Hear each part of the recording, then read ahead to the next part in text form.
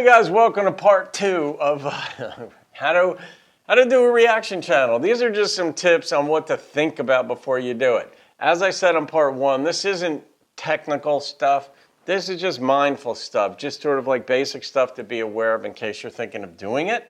And it's a blast. I have a ton of fun with mine. I've been doing it for 2 years. I love it. And the same awaits you. You know, it's just fun when you see people leaving nice comments or you grow. So here's one to continue from the prior section. If you get a green screen behind, see, I have a green screen that I use in the basement for my country music reaction videos. I didn't start with a green screen, but I see a lot of reactors with a green screen and they don't use it for its intended purpose, which is to replace the green behind them with an image or a video.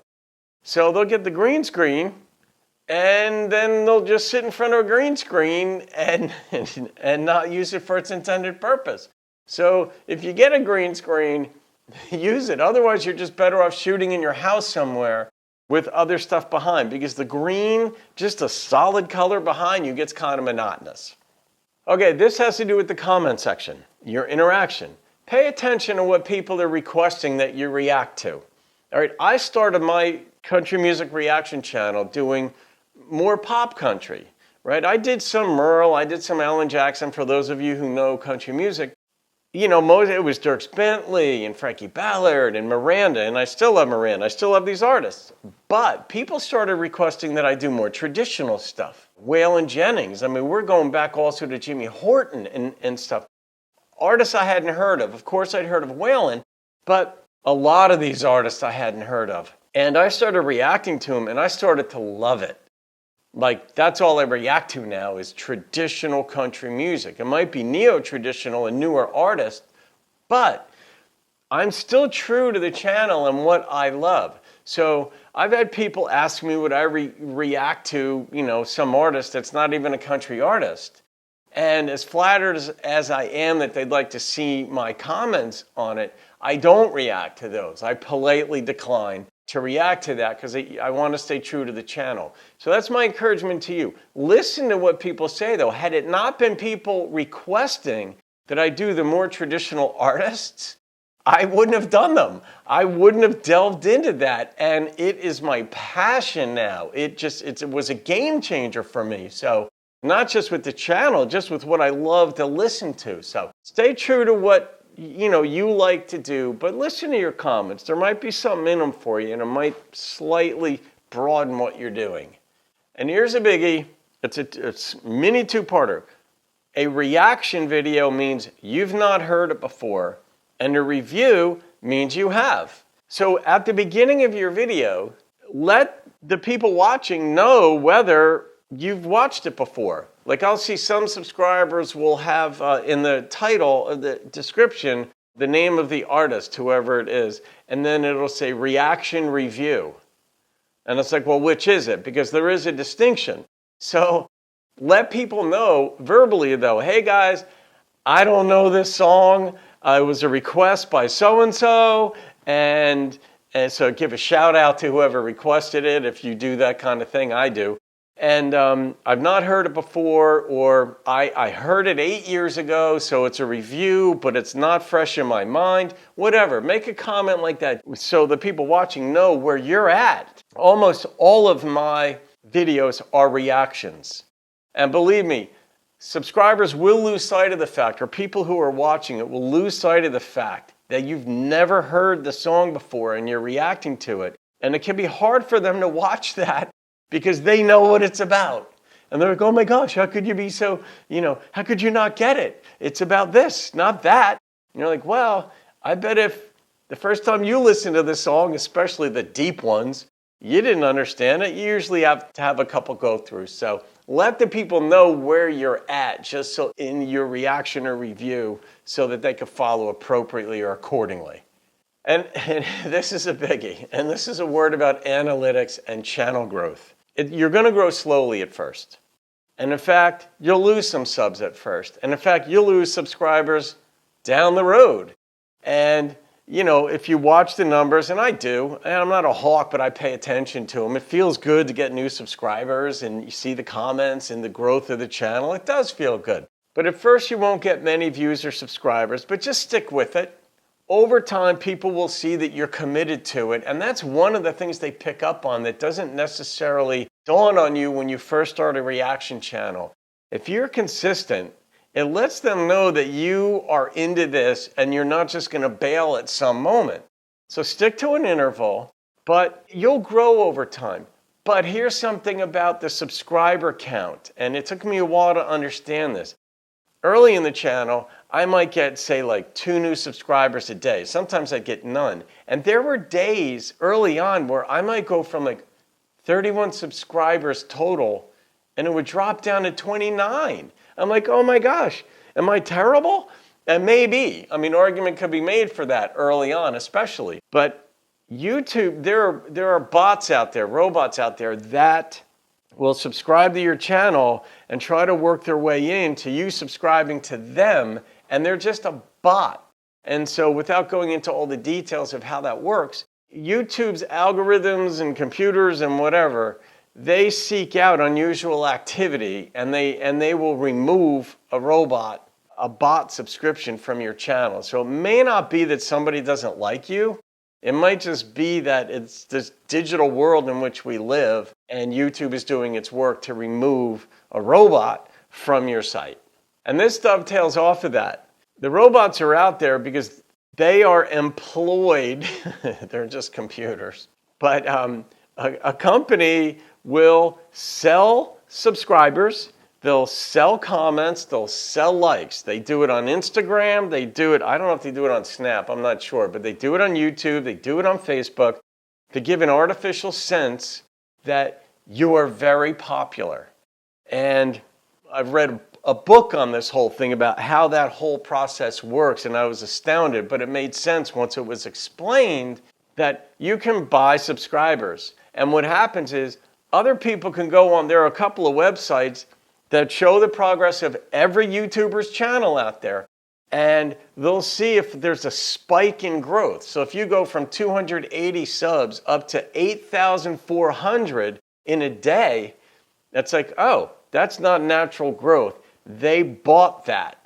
So it's better to just grow linearly. It's been very steady growth over 2 years.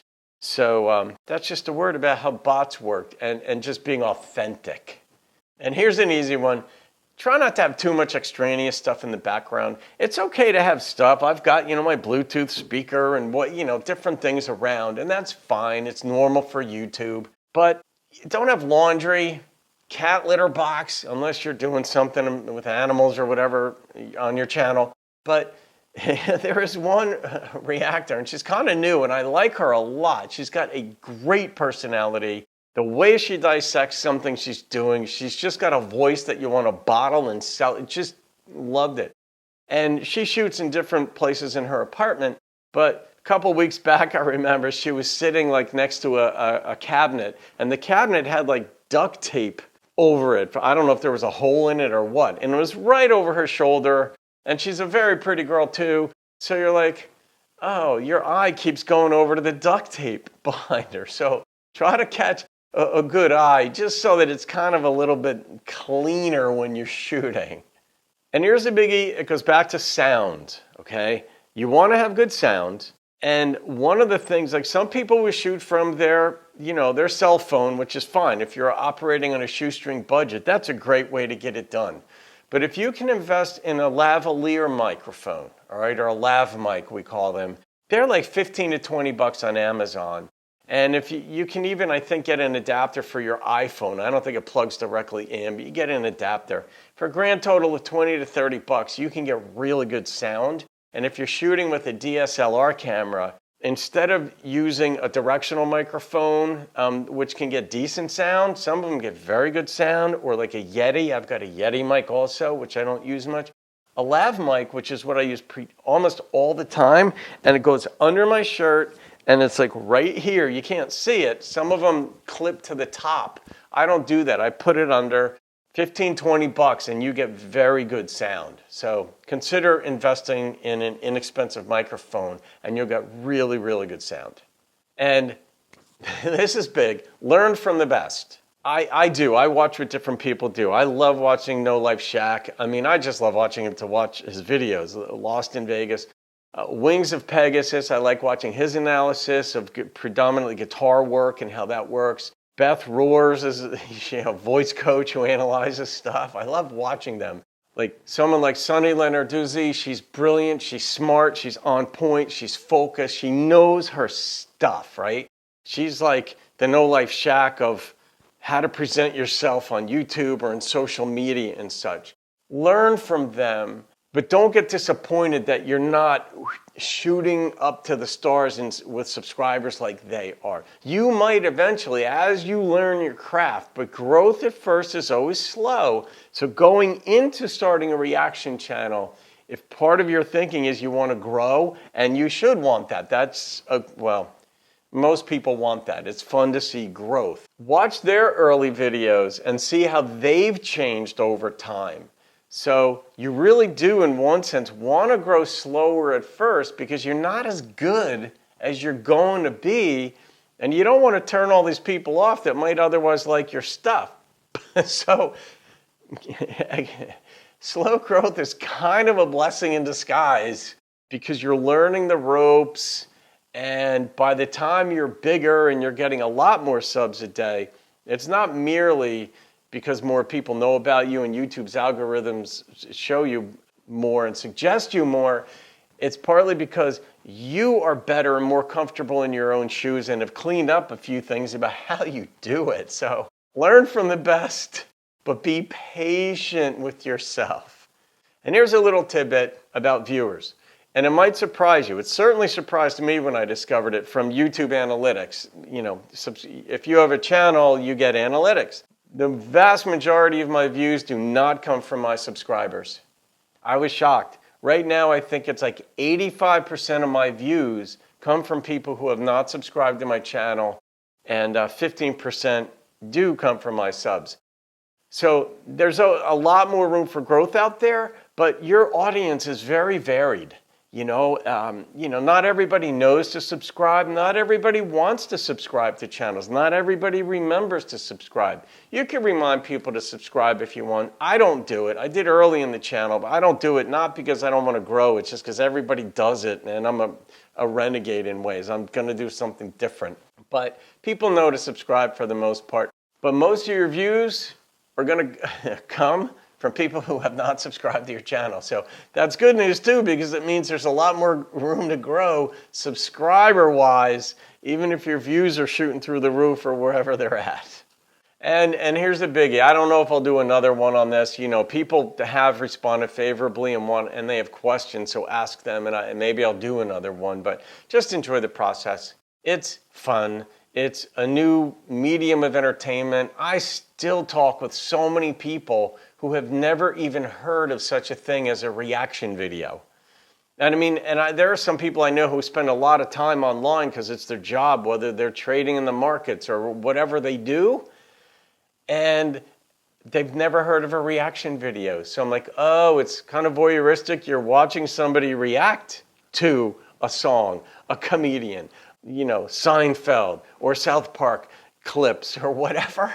And once people start watching reaction videos, it's easy to get hooked on something. It's like a new form of entertainment. So enjoy the process. You're creating a community that is there for this type of things you're reacting to, but they're also there for you. And that feels good, and you'll develop friends, believe it or not. I've got friends even across the world now, like Scotland, Ireland, the UK, Australia. There are people who post regularly, and it's just a lot of fun. So there's a lot of fun to be had. So go into it for the fun, and if you grow absurdly, wonderful. So that's it. All right, guys, see you on another video. Thanks for hanging in there and playing along, and I wish you well if you start a channel. Leave your comments. I'll respond, as time allows. That's it. Have a great day.